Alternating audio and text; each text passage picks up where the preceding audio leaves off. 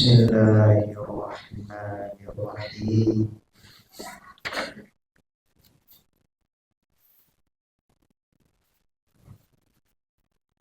Assalamualaikum warahmatullahi wabarakatuh.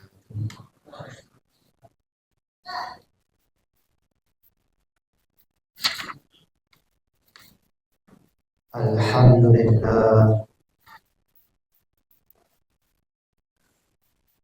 wassalatu wassalamu ala Rasulillah wa ala alihi wa ashabihi wa man wala. Asyhadu an la ilaha illallah wahdahu la syarika lah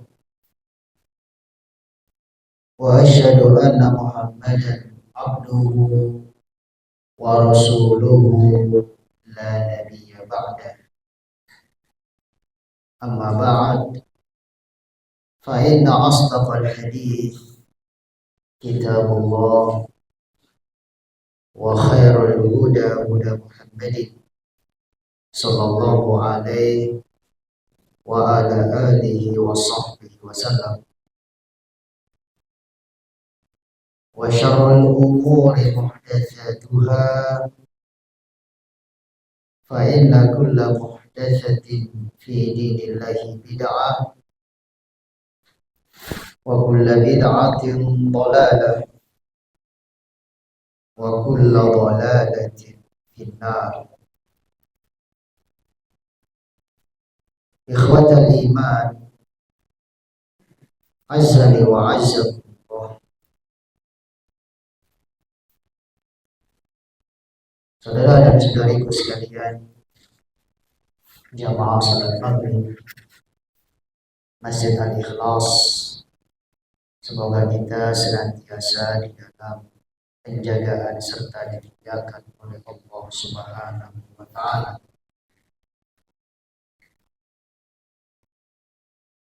Alhamdulillah, seperti yang sudah kita ketahui bersama, pada hari ini insya Allah kita akan melanjutkan kembali pembelajaran tafsir ayat-ayat suci Al-Quran yang kita ambil melalui karya tulis Al-Imam Abul Fida Ismail bin Kathir, atau yang sering lebih dikenal oleh kita bersama dengan sebutan Imam Ibnu Kathir rahmatullah alaih di dalam tafsirnya. Dan kita masih dalam pembelajaran tafsir surat Al-Baqarah.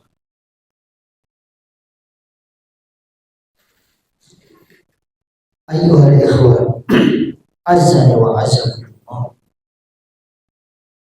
Jamaah salat maghrib yang dimuliakan oleh Allah Subhanahu wa Ta'ala, pada pertemuan yang telah lewat kita sudah membahas ayat dari surat Al-Baqarah tentang syirkul mahabbah, syirik dalam hal mencintai.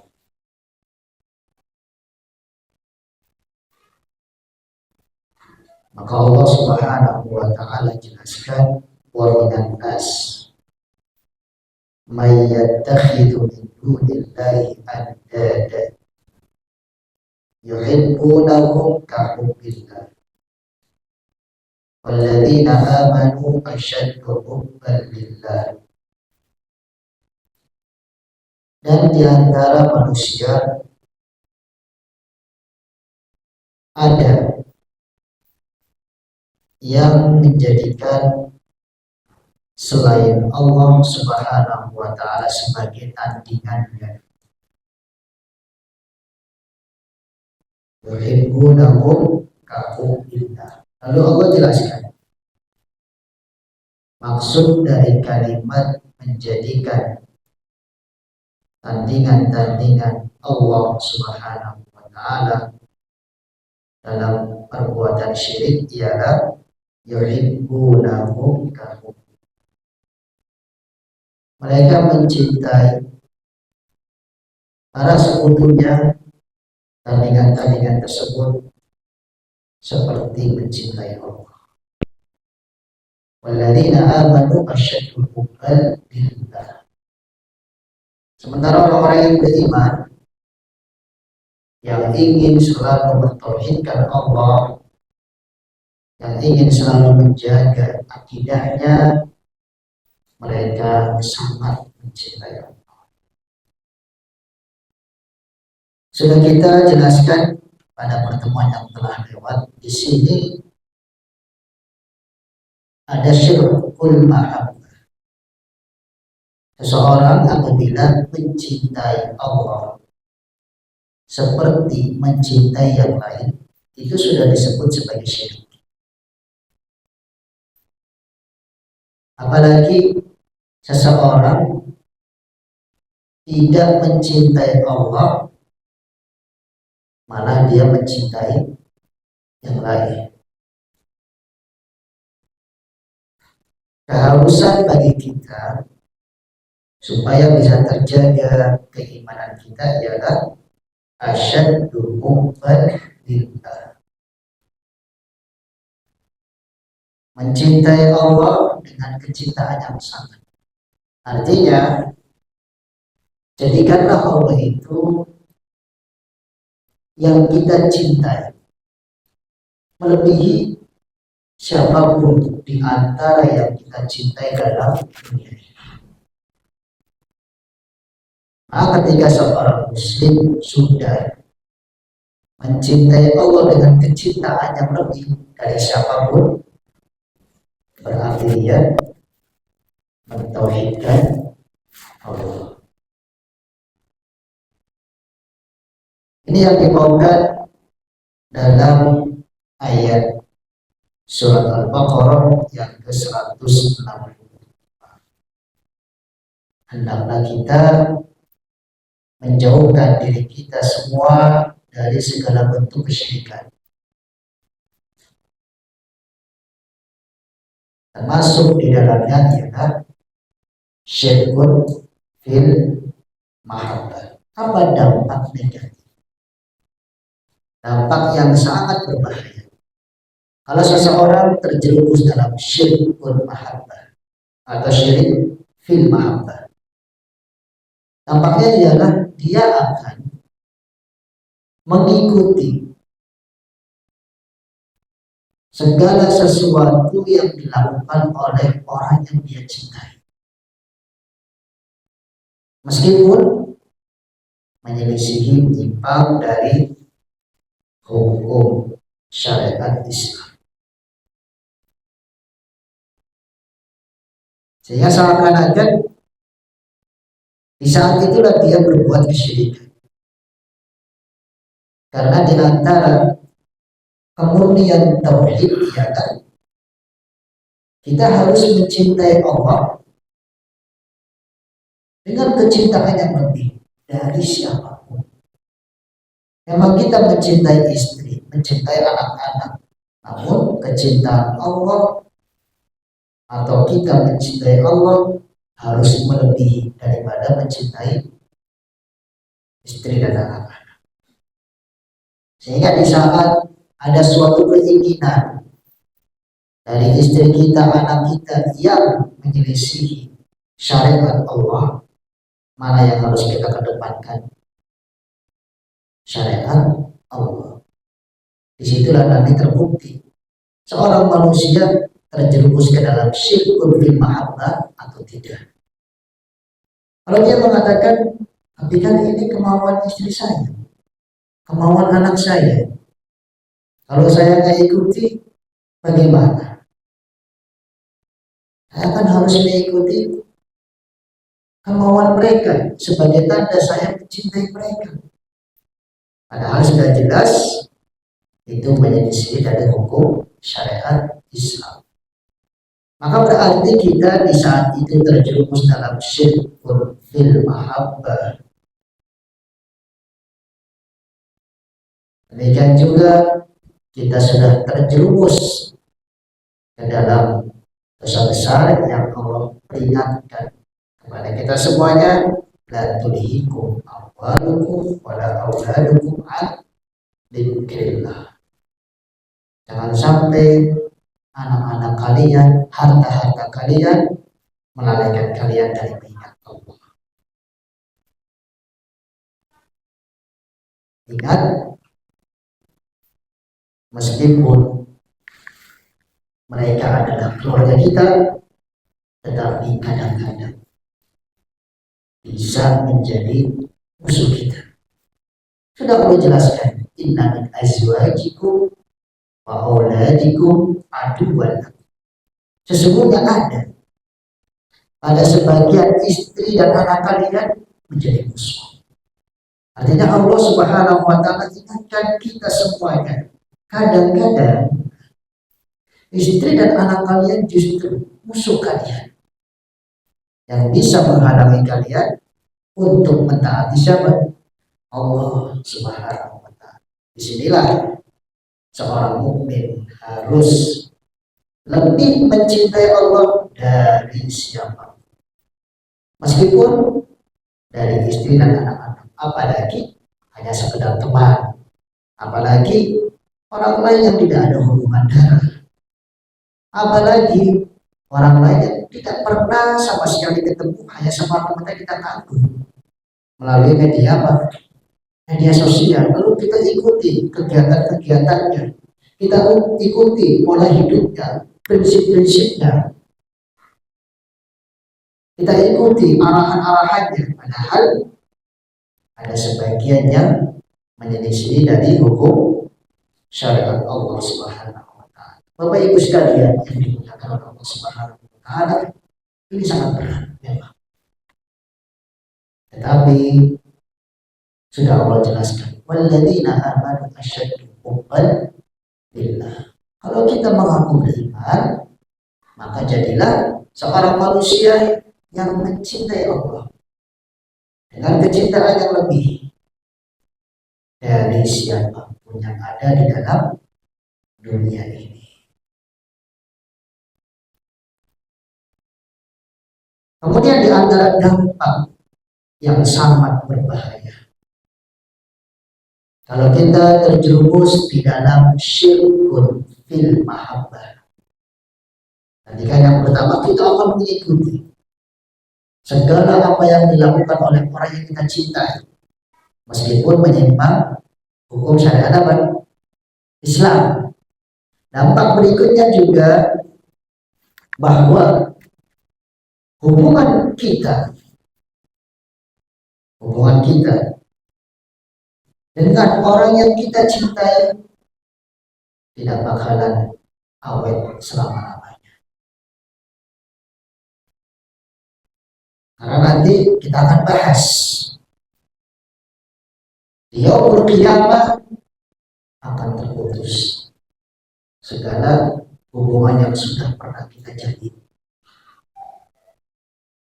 Dengan sebab orang-orang yang diikuti berlepas diri dari orang-orang yang mengikuti. Marilah kita perhatikan bagaimana kelanjutan dari firman Allah Subhanahu wa taala, yaitu di ayat yang ke-166.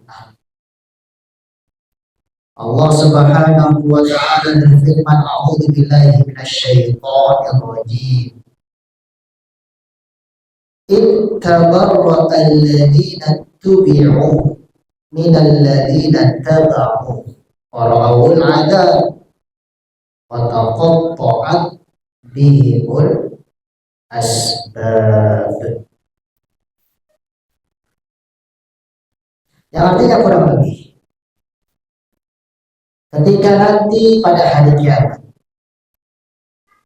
orang-orang yang selalu diikuti akan berlepas diri dari orang-orang yang mengikutinya. Orang adab, mereka semuanya melihat siksaan Allah Subhanahu wa taala. Fataqatta'a bihimul asbab. Dan mereka di saat itu pada tahu hubungan-hubungan yang sudah mereka jalin, yang pernah mereka bina di dalam dunia, taqatta'a, terputuslah. Ayuhal ikhwah azzani wa azzakum. Bapak Ibu sekalian yang dimuliakan oleh Allah Subhanahu wa taala, di sini kita bisa mengambil pelajaran yang pertama, dampak yang sangat berbahaya kalau kita asal mencintai dengan kecintaan buta. Pokoknya saya fan sama seseorang, saya cinta, apapun pola hidupnya, gaya hidupnya, sudut pandangnya, aku akan ikuti. Apapun. Ini berarti sudah syirkun fil mahabbah. Syirik dalam apa? Mencintai. Ternyata Allah Subhanahu wa taala jelaskan orang-orang yang selalu diikuti oleh kita di dalam dunia ini pada hari kiamat berlepas diri. Mungkin mereka akan mengatakan, suruh siapa? Kalian mengikuti aku kan gak nyuruh. Nah, padahal di dalam dunia ada sebagian mereka yang diikuti oleh kita nyuruh, ada sebagian yang tidak tahu menahu. Karena apa? Karena berbeda tempat, kita hanya kenal dalam masalah media sosial saja. Sehingga di saat kita dan mereka, kita ini di posisi yang mencintai, mereka di posisi yang apa? Yang dicintai. Sama-sama melihat ada siksaan Allah akibat tingkah laku kita sendiri yang selalu mencintai dengan cinta buta. Kita minta tolong sama mereka, tolong kami, kalian kan dulu yang kami kagumi, bisakah kalian menyelamatkan kami? Mereka bisa jadi bilang, suruh siapa kalian mengagumi, suruh siapa kalian mengikutiku, dan yang lain sebagainya. Kecuali salah satu contohnya, mohon maaf saja, Al-Imam Syafi'i rahmatullah alaih. Beliau pernah menyampaikan, kalau kalian melihat pendapatku menyelisihi Al-Quran dan As-Sunnah, hadis Rasulullah yang sahih, maka lemparlah pendapatku ke tembok biar kepek. Kalau sudah ada ucapan begini, yang baru ini dikhususkan karena memang dia enggak pernah mengajukan. Idza wajadta qawli mukhalifan li hadithi Rasulillah fadribuhu li haqq. Lempar ucapanku yang menyelisih hadis yang sahih ke tembok biar gede. Sehingga orang-orang yang ngefans kepada Al-Imam Syafi'i, memang kita mencintai beliau karena seorang ulama yang sangat mulia, nggak salah. Tetapi yang disalahkan ialah cinta buta. Seluruh ucapannya kita ikuti, meskipun jelas nampak di hadapan kita dalil yang menyelisih dari pendapat beliau, pasti akan berlepas diri dong, ya. Nabi Isa alaihi salatu wasallam disembah oleh orang-orang Nasrani. Juga tadi di hari kiamat ketika Allah kumpulkan Nabi Isa dan seluruh orang-orang di saat itu, Allah tanya, kamu pernah enggak mengatakan kepada mereka sembahlah aku? Jawaban Nabi Isa, tak pernah sama sekali. Kalau aku pernah mengucapkannya, engkau pasti tahu. Ini berarti memang orang-orang yang jujur di dalam dunia tak pernah menganjurkan. Makanya kita perlu ya tekankan kepada yang lain prinsip seperti itu. Kalau memang ucapanku salah, jangan fokus ke ucapanku, beralihlah kepada dalil. Namun nyatanya banyak Orang-orang yang dicintai oleh banyak manusia malah menganjurkan, malah seakan-akan mendakwahkan kepada mereka, ayo ikutilah saya. Pada kenyataannya di hari akhir mereka akan apa? Berlepas diri. Tabarru alladziina tubi'u minal ladziina tabaru wa ra'awul adzab. Mereka semuanya sama-sama melihat siksaan Allah, hukuman. Mereka juga orang-orang yang diikuti ketika berlepas diri mengatakan, kalian juga kan tidak bisa nolong aku. Aku juga dalam kesusahan. Karena aku sering menyeru kepada kebatilan-kebatilan. Karena aku sering mengajak kepada ajakan-ajakan buruk dan seterusnya. Istilahnya urusannya sendiri-sendiri. Tabarra alladziina taba'u minal ladziina tubi'u wa ra'awul adzab. Kemudian Allah jelaskan di akhir ayat ini, wa taqatta'at bihimul asbab. Segala hubungan di saat itu terputus karena di dalam dunia nyatu, tetapi di akhirat apa? Saling bermusuhan. Ayuhal ikhwah azza wa azza. Bismillah bisa kita ambil pelajaran bahwa pertemanan, persahabatan, perkumpulan kalau tidak dibangun di atas jalan Allah pasti tidak akan aman. Pasti. Kalau di dunia terus berjalan, pasti di akhirat akan terputus. Berbeda dengan pertemanan, persahabatan, perkumpulan billah untuk Allah, fillah di jalan Allah, maka akan langgeng bapak ibu pasti sampai hari kiamat. Karena Allah Subhanahu wa taala mengkabarkan dalam ayat yang lain, al-akhilla, orang-orang yang berteman, ba'duhum li ba'din adu. Sebagian mereka atas sebagian yang lain apa? Akan bermusuhan nanti pada hari kiamat. Alhamdulillah orang bersahabat di dalam dunia sangat akrab, tetapi tidak dibangun di atas jalan Allah. Ternyata nanti di hari kiamat akan bermusuhan. Dari sisi mana bermusuhannya? Dari sisi tadi yang dijelaskan bahwa orang pertama nanti mengatakan, kamu sih kemarin ngajak-ngajak saja seringnya, jadi itu masalah. Nanti yang lainnya enggak, waktu saya ngajak kamu ikut, seharusnya kan kamu bilang, sholat dulu yuk, macam-macam alasannya bermusuhan akhirnya. Ya, illal muttaqin kata Allah, kecuali orang-orang yang bertakwa. Karena orang yang berbaju takwa akan membangun persahabatannya, perkumpulannya di atas jalan Allah. Lillah dan untuk Allah, sehingga langgeng awet. Bahkan ada hadis yang telah disahihkan oleh guru kami, Fadilatul Syekh Shalih bin Fauzan Al-Fauzan, riwayat Imam Abu Ya'la, nanti pada hari kiamat Allah Subhanahu wa taala akan mempertemukan orang yang saling berteman,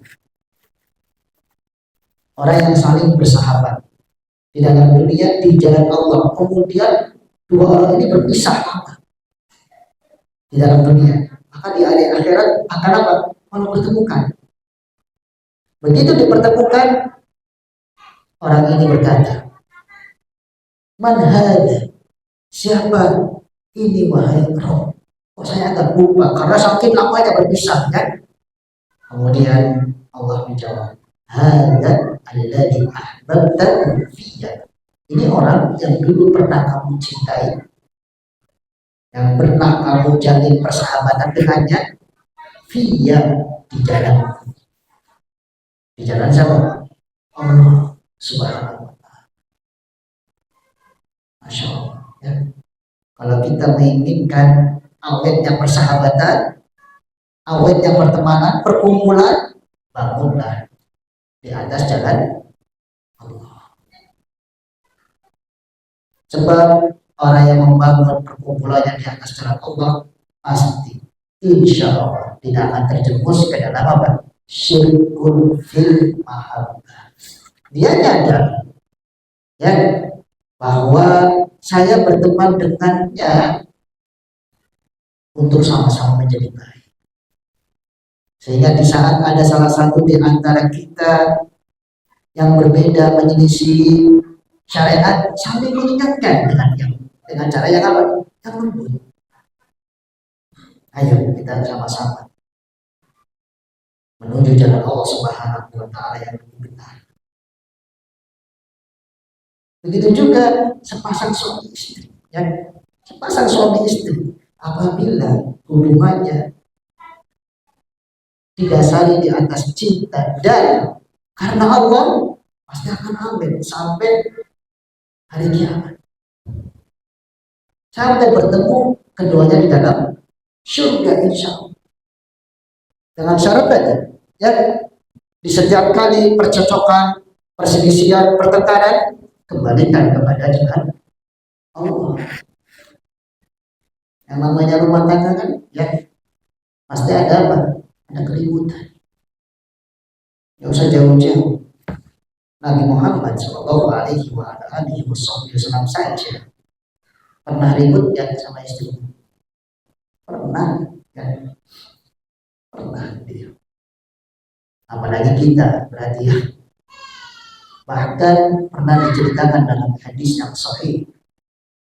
Insya Allah riwayat ini pasti sering kita dengar ya. Pada saat Nabi cekcok bertengkar dengan Aisyah, pertengkarannya lumayan dahsyat. Akhirnya sampai keduanya sepakat Abu Bakar yang akan menjadi hakim di antara keduanya. Abu Bakar as-Siddiq. Berarti orang tuanya siapa? Aisyah. Mertuanya Nabi. Ya udah nggak apa-apa kalau Abu Bakar yang kamu inginkan kata Nabi untuk menghakimi kita. Dipanggil Abu Bakar as-Siddiq. Ya. Begitu Abu Bakar as-Siddiq sudah sampai di tengah-tengah beliau berdua, masih keadaannya panas. Ya. Maka Nabi bersabda, siapa yang mau duluan bicara? Kemudian Aisyah menjawab. Ingat nih jawabannya Aisyah. Sebagai sosok fitrahnya seorang wanita. Ya sudah, Anda duluan. Tapi ingat, bicaranya yang benar-benar saja. Ya, tapi ingat bicaranya yang benar-benar saja. Coba Nabi dikatain begitu.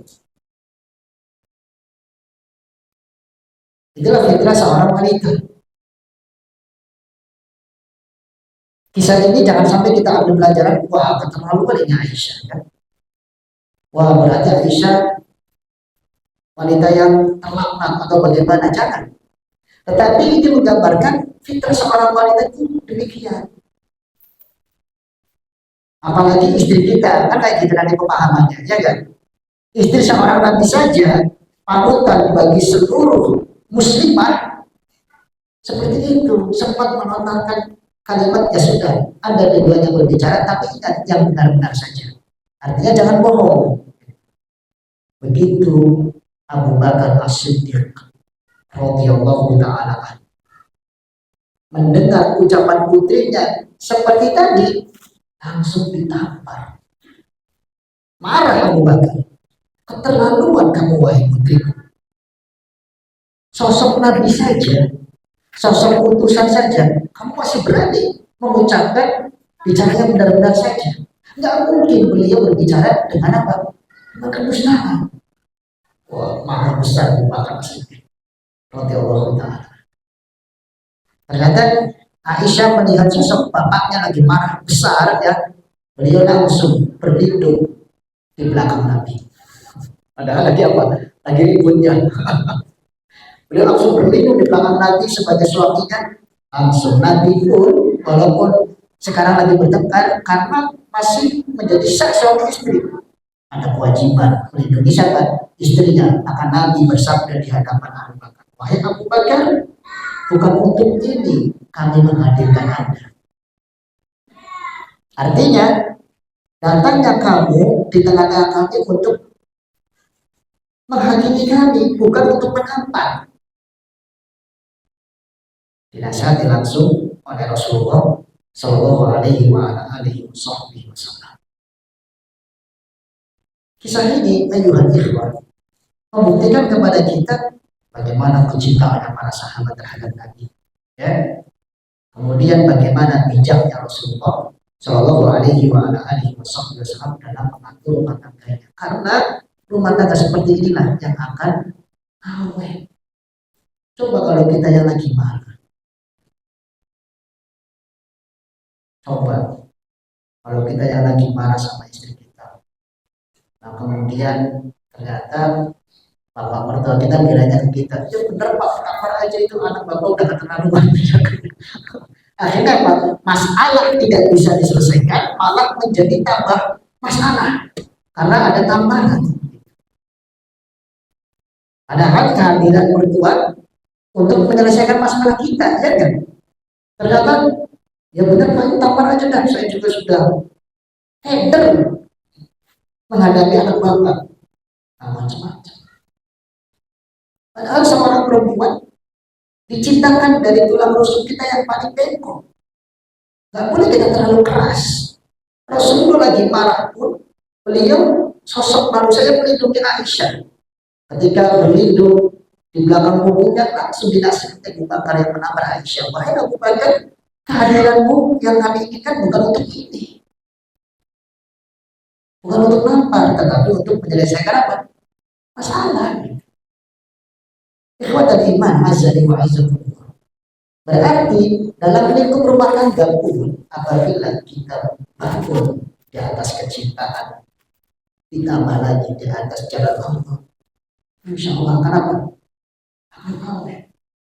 Dan itulah yang dicontohkan oleh Nabi Muhammad Sallallahu Alaihi Wasallam. Hati-hati dari terjerumusnya kita dalam syirkun fil mahabbah.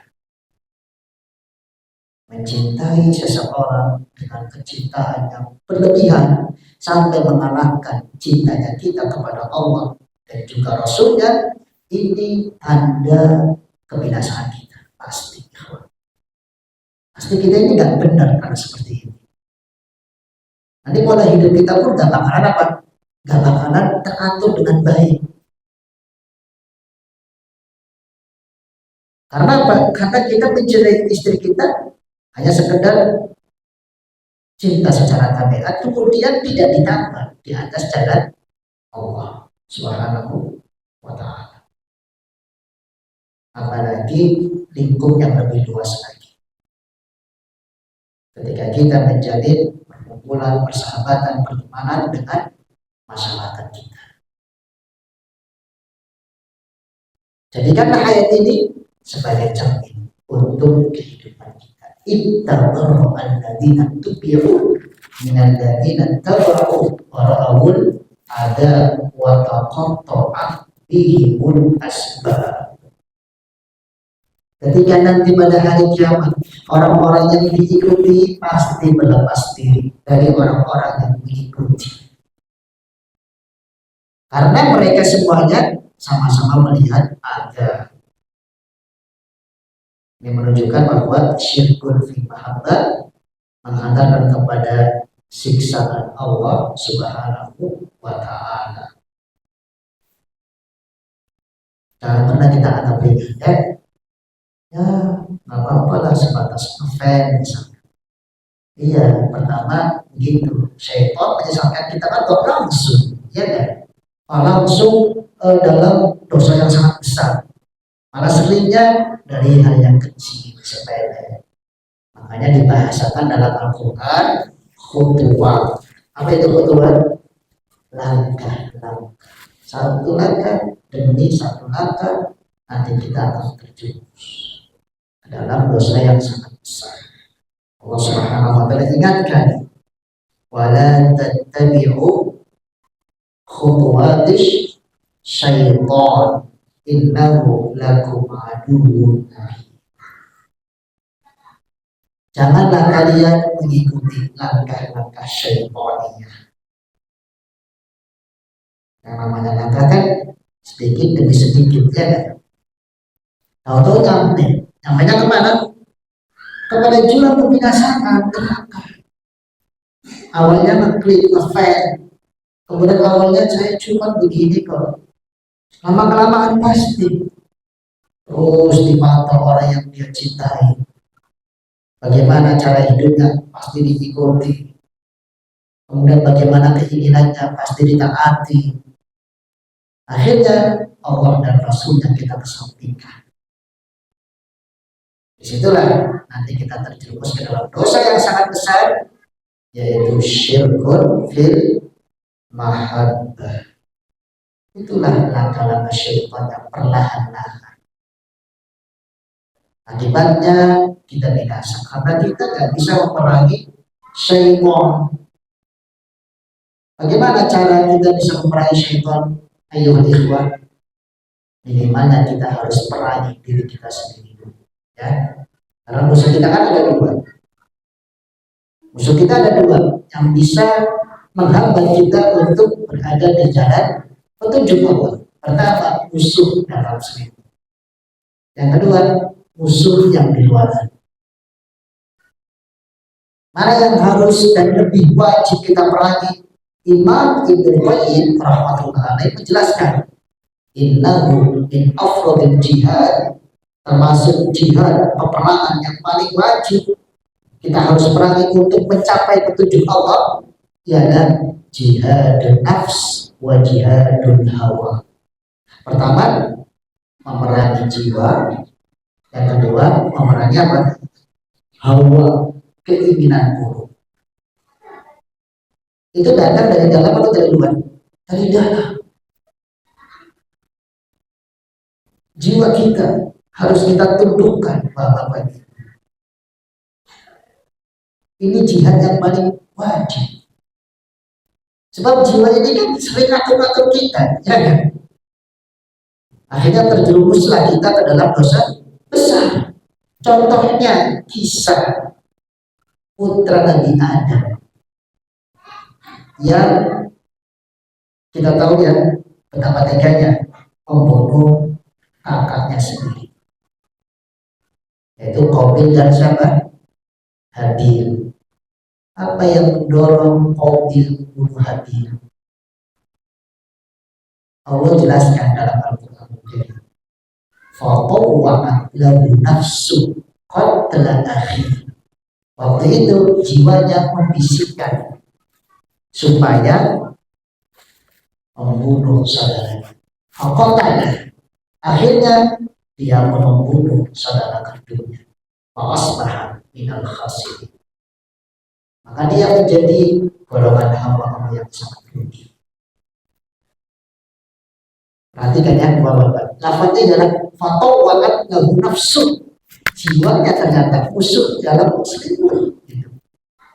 Kemudian bukti yang kedua, kenapa kita harus memerangi jiwa sebelum memerangi musuh yang di luar, supaya kita bisa mencapai atau mempertahankan hidayah Allah Subhanahu wa taala. Kemudian kedua, kisah yang terjadi di zaman Nabi Musa yang membuat patung anak sapi, yaitu lembu. Siapa namanya? Samiri. Apa yang mendorong Samiri ini bikin patung sehingga disembah oleh dia dan disembah oleh masyarakatnya Nabi Musa selain Allah? Allah jelaskan di dalam Al-Quran. Wa kadzalika sawwalat li nafsi. Waktu itu kata Samiri, jiwaku memerintahkan, ayo bikin patung. Kayaknya bagus. Akhirnya saya bikin patung. Akhirnya terjadilah perbuatan syirik akbar.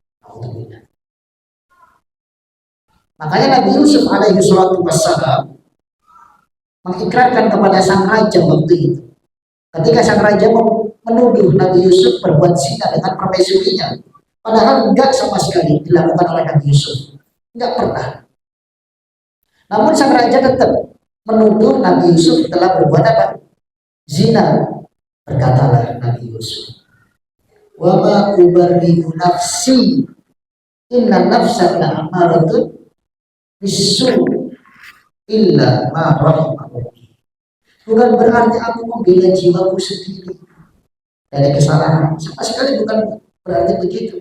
Sebab kata Nabi Yusuf, kenyataannya jiwa justru mengarahkan kepada keburukan, kecuali yang dirahmati oleh Roh. Maka ini musuh dalam selimut Bapak ini. Kemudian yang kedua kata Imam Ibnu Qayyim, supaya kita bisa mempertahankan hidayah ialah jihadul hawa, memerangi keinginan buruk kita. Kalau keinginan buruk kita selalu diikuti, selalu ditaati, ya berarti kita menjadikan dia seakan-akan Tuhan selain Allah Subhanahu wa Ta'ala. Pengen helikopter, padahal kebutuhan dia nggak ada di helikopter. Padahal uangnya pun nggak ada. Akhirnya dia ikuti. Dia anggap punya helikopter itu sebagai apa? Sebagai kebutuhan. Padahal keinginan, nafsu selangkahnya. Benar kan? Bagaimanapun saya harus beli helikopter, gajinya aja seberapa? Akhirnya dia korupsi. Akhirnya dia apa? Mencuri. Akhirnya dia menipu dan seterusnya. Ini yang banyak terjadi. Di tengah-tengah masyarakat punya keinginan buruk, seolah-olah itu kebutuhan, ternyata bukan. Akhirnya maksa, padahal gaji seberapa, keinginannya begini. Gitu. Kebutuhan padahal belum terpenuhi, tapi sudah banyak keinginan-keinginannya buruk. Sekarang kalau misalkan nih, orang nggak pernah berlayar, terus pengen punya kapal layar. Ini kebutuhan apa keinginan? Keinginan kan? Ya kalau mampu, dibikin mampu saja, lebih baik jangan, karena ini bukan apa? Bukan kebutuhan. Khawatirnya nanti menghambur-hamburkan apa? Uang, iya kan? Apalagi nggak mampu beli kapal layar yang harganya sekian, pendapatannya dia sekian. Karena keinginannya begitu terus, nggak bisa dia tundukkan. Bagaimana caranya supaya dapat? Walaupun dengan apa? Korupsi, walaupun dengan cara membohongi, walaupun dengan cara begini. Itu akibat orang yang nggak bisa melawan hawa dan nafsunya. Bagaimana dia mau melawan musuh di luar sana? Bapak Ibu yang dimuliakan oleh Allah Subhanahu wa Ta'ala, dengan demikian kita sudah menyelesaikan satu ayat pembelajaran dari surat Al-Baqarah sebagai kelanjutan dari pertemuan terakhir. Semoga apa yang sudah kita bahas menjadi tambahan ilmu yang bermanfaat untuk kita semua. Subhanallahumma wa bihamdika asyhadu an la ilaha illa anta astaghfiruka wa atubu ilaik. Al-muadzin yu'adzin hafizakumullah. Assalamualaikum